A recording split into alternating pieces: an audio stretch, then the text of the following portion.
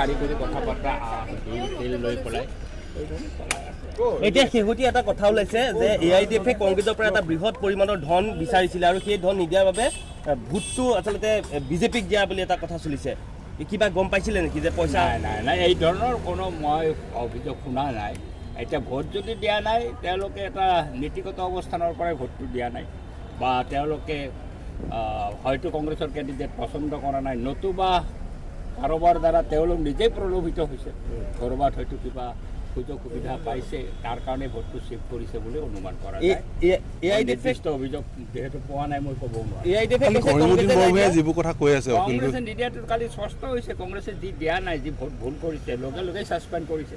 তাৰপিছত বাকী এজনৰ কথাও আহিছে তেওঁ ভোটটো কেঞ্চেল হৈছে দুটা ভোটটো কেঞ্চেল হৈছে কংগ্ৰেছতো তাতে কংগ্ৰেছৰ যিজন তাতে হেৰি আছিলে এজেণ্ট আছিলে এজেণ্টে চাই লগে লগে আহি ইনফৰ্ম কৰিছে পাৰ্টীৰ তাতে কংগ্ৰেছে সিদ্ধান্ত লৈছে ছাছপেণ্ড কৰি দিছে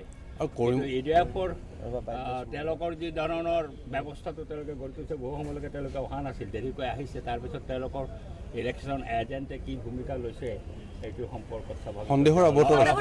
অৱকাশ আছে আৰু এইকেইটা ভোট ক'ৰ পৰা যাব এই 7-8টা ভোট ৰণগৰুৱালৈকে বা পবিত্ৰ মাৰ্ঘেৰিটালৈকে